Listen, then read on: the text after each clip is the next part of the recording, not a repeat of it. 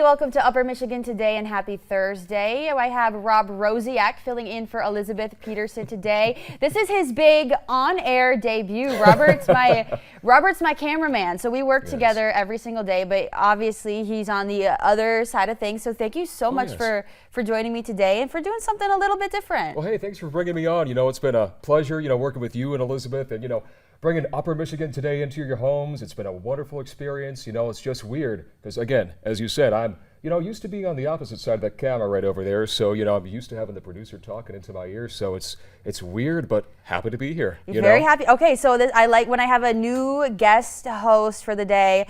I like to get to know them a little bit. Okay, I obviously know you, but our viewers don't. So give us the 60-second Robert Rosiak elevator pitch. 60 seconds. Oh, where do I start? Well, anyways, the elevator pitch, I'm originally from the Northwest Ohio area. The Upper Michigan, has been just such a key part of my life. Vacationed up here in the summers, up in the Keweenaw Peninsula. Grandpa, I know you're watching. I'll see you this weekend at Everett Eagle Harbor. I moved down to Marquette last January and, just kind of, mixed the dream of videography and living in the UP into one, and it has been an unforgettable experience since, and every day just gets better and better, working with a great team, and again, in the beautiful Upper Peninsula of Michigan. And what more can a man want? So.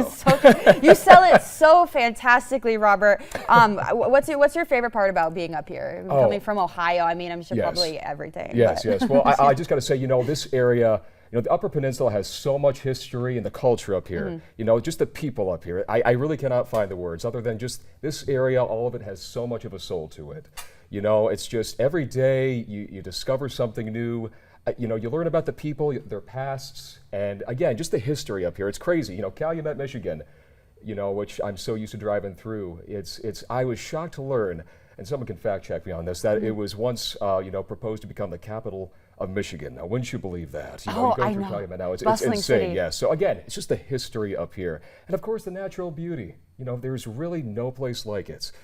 So very true. Let's go check out that natural beauty outside of Marquette right now, shall we? Very sunny out there. Look at that. I can see some colors. Yes. Not as hot of a day as yesterday, but it does look kind of nice. Kind of some chances of rain throughout the weekend, so watch out for that. Up in Houghton. Oh, look at that. Similar story. Kind of bright. You see those fall colors, heading to the peak. And this shot tomorrow might be filled with all plaid. Instead of seeing red, orange leaves, you're going to see red and orange plaid. Because it's Platter Day, which first of all, why is Platter Day not on a Saturday? That's just my first comment. Second of all, you have 3 options throughout the UP to participate in an epic group photo and potentially set a record. This is the 13th year of Platter Day, and Marquette, Houghton, and Ironwood are all holding their own celebrations and getting a group photo with a big turnout. So here's where you can participate. Tomorrow afternoon at 12:45 at the Houghton High School football field. 5:30 at Marquette's new Founders Landing Piers, and 6 o'clock Central Time in downtown Ironwood. Nice. Do you own any plaid? I do, actually. Do a lot of hiking, and the turtleneck is my work uniform, but when I'm in the woods, it's pure plaid. I ask because I've actually literally only ever seen you in black, so I just genuinely catch me in the woods. We'll change it up. So. Yeah. Anyway, so get this. This is some good news for people who plan on traveling internationally anytime soon. So passport processing times are actually getting a little bit faster. The State Department says travelers can expect their applications to be processed between 8 to 11 weeks, which is down from the previous wait time of 10 to 13 weeks. So, but this is only for passports that have been processed beginning this Monday. So if you filed for your passport last month, you still might be a couple of extra weeks to get it, but a couple weeks sooner. But the State Department still recommends travelers should apply at least 6 to 9 months before their passport's expiration date and well in advance of any international trip plans, which I have an international trip plan coming up in April, which is Iceland. To, if I dare. Ice? Oh, that. That's right. Iceland. Yes. Oh. If only, you could use the assistance of a camera guy. I know, it's too bad. We won't be working. Would be interested in that, but anyways. Anyways. I mean, here's your chance to make your case. We'll just do 9 Upper Michigan Today episodes from Upper Iceland today. Yes. Yeah, that'd be really interesting. My passport doesn't expire until 2025, so I'm still good there. At least have a deadline, to get my passport. Yeah, you do. Mr. 6 to Rick 9. Rosen, Well, if you actually were going to Iceland, you'd probably want to apply for your passport after work today because that's in 6 months. Gotcha. And they're recommending 6 to 9 months before your expiration date, or AK before you need a new passport. Gotcha. So, well, duly noted.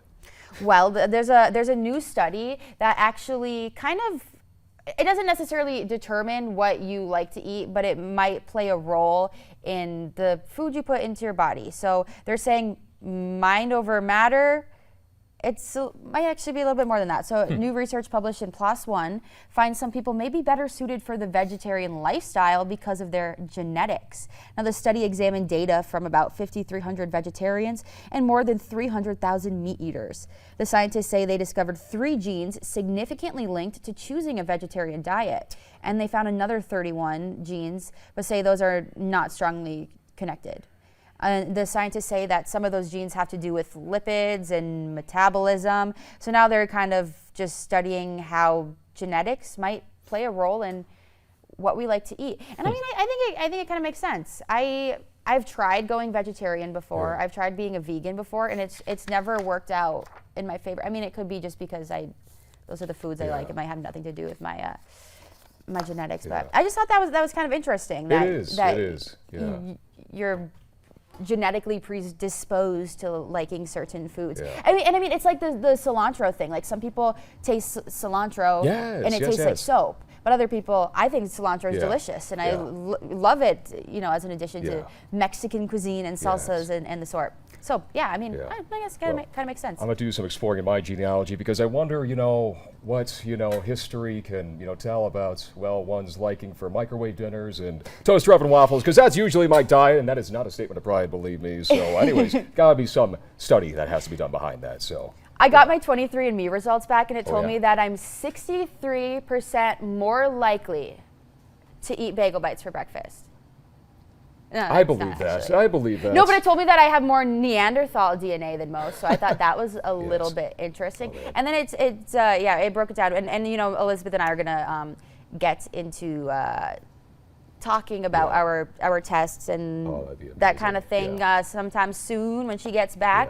But one more story to share with you all. So you remember those little white cards we all had to carry around with us during the COVID pandemic to signify that we were vaccinated? I still have mine in my wallet, actually. I do too, but mine's ripped in half. It's so I can't even see what the date is written on. So it's so worn out. But anyway, the CDC is actually getting rid of those, so you will no longer need them.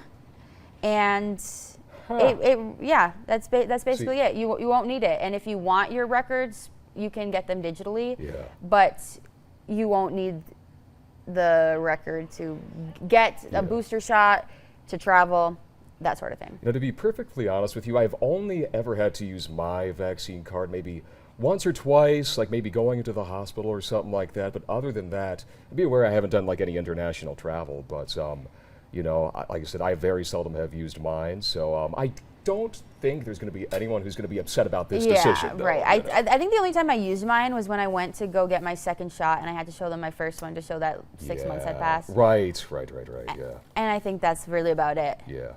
Well, get smooth transition. I'm out of words here, so maybe we could just get some music to carry out to the commercial break. Hey, got some good music coming up. Look at that. And what do you know? We have a musician right here in our corner of the studio. When we come back after the break, we are going to be chatting with Phil Lynch about an upcoming fundraising concert. Plus, we're going to hear some of his original tunes. You are not going to want to miss it.